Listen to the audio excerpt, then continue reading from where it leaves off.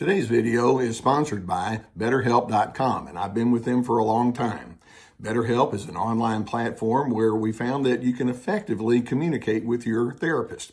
Now, you begin by filling out a questionnaire, and then you'll be matched with a therapist within a couple of days. And if that match isn't ideal for you, you can certainly make an adjustment there.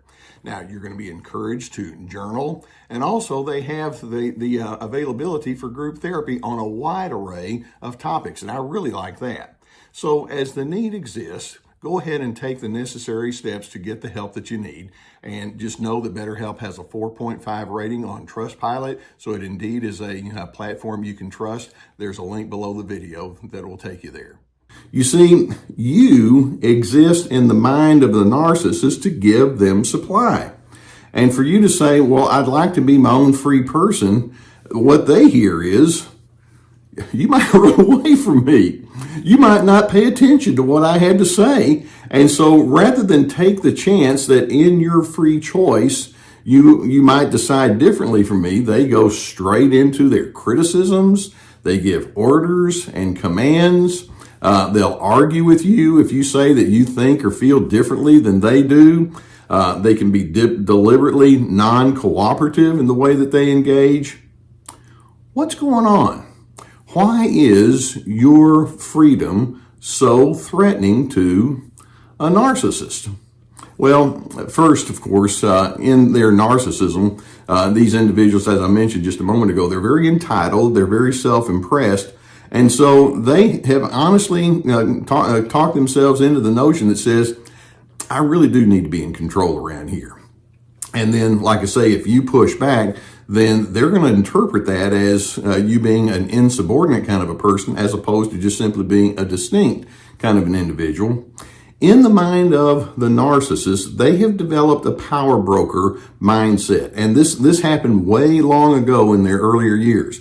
Now, it could be that they were exposed to highly controlling and critical and judgmental people. It could be that they were on the receiving end of that.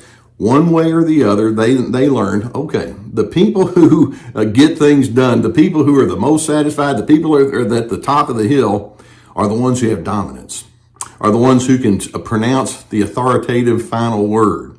They're the ones who are going to be most forceful. And so they've decided that being overbearing is the way to go. That means you win. And so if you come along and say, well, I'd like to consider myself equal to you, I'd like to have my voice too, that blows that whole way of thinking.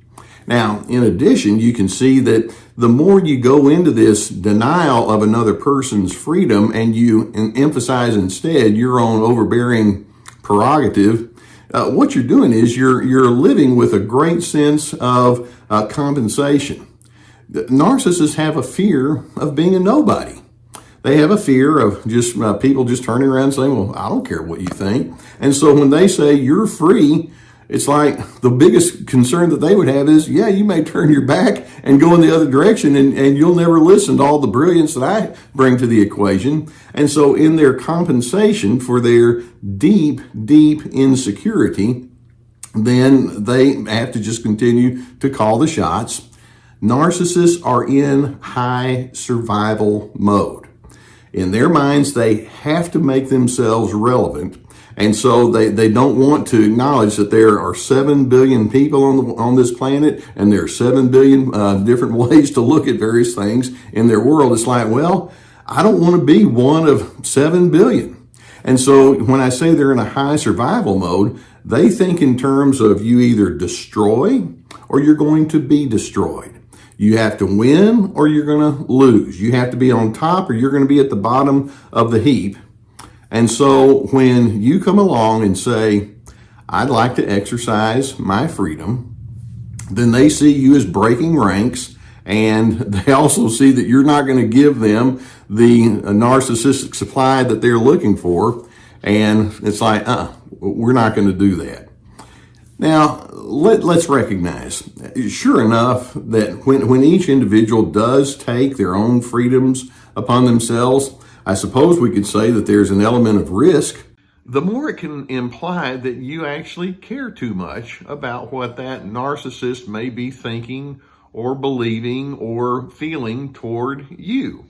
And I know that it almost can sound a bit counterintuitive to say that you care too much, but there are certain indicators I want you to watch for that imply exactly that.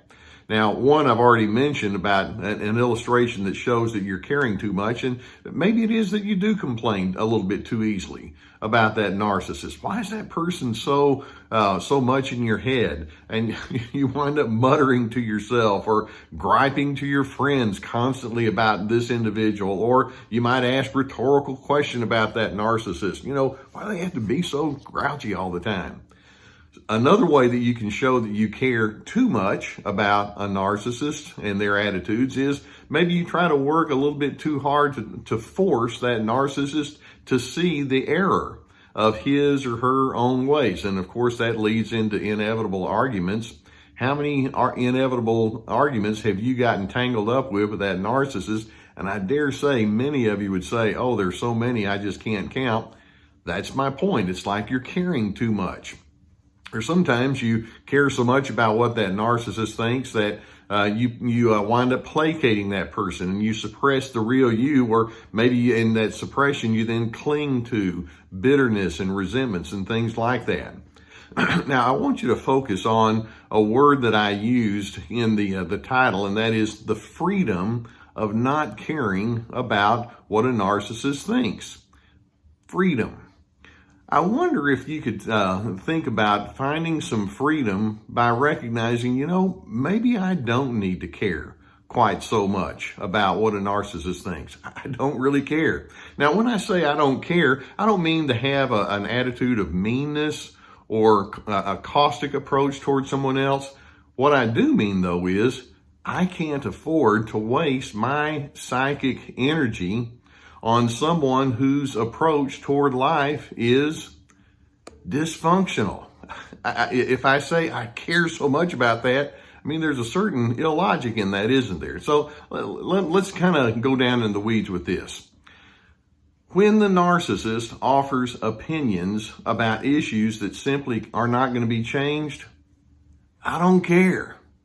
When an argument indicates a feeling of disdain toward me, I don't care. When a narcissist indicates disdain for causes that I believe in, I don't care. When the narcissist ignores me and acts in a passive-aggressive way toward me, I don't care. When a narcissist says one thing and then does something entirely different, I don't care. When a narcissist is phonier in public than a $7 bill, I don't care. When a narcissist refuses to coordinate life with me, at some level, I just don't care. When the narcissist shows zero interest in thinking in an introspective way about things that matter to me, I don't care. When a narcissist thinks that my emotional tenderness indicates weakness, say it with me, I don't care. When a narcissist acts super impressed with his or her outward signs of status, I don't care. When a narcissist makes ongoing comments about my obligation toward them, I don't care. When a narcissist tells lies and then tells lies again and then tells lies about their lies, at some point, I just don't care. When a narcissist refuses to admit glaringly obvious mistakes, I don't care. You're limited in your ability to force change. Now, we can take that and apply it to all sorts of scenarios. Let's take some broad things. How many of you are frustrated with politics these days? Do you have the ability to change all of the political system? No, you're limited, and there are just going to be some people that are going to be in leadership positions you don't like, and yet you can't make it go away. Or bringing it down on a different kind of level, you're also limited in being able to change your mother-in-law, or you're limited in being able to change your children who have grown up and turned into a real major disappointment and have become adversarial. You're limited in your ability to change your boss. You're limited in your ability to change that despicable ex of yours. You simply don't have the ability to force them to be any different than what they are. It's simply true. Narcissists cannot and they will not take their marching orders from you. That's a truth. It's not a pleasant truth, but there it is. There's a second truth that I'm hoping you can hold on to, and that is when you imply imperative thinking, it doesn't work. Now, what do I mean by imperative thinking? Imperative thinking is when you think in terms of commands. They must do this, or you should do that, or your obligation is this, or we have to have it this way.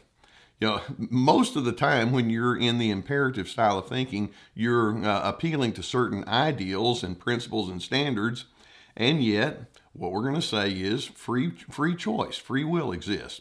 Narcissists have a free will. You don't like what they do with their free will, and yet they're free to make bad choices, and many, many times they do.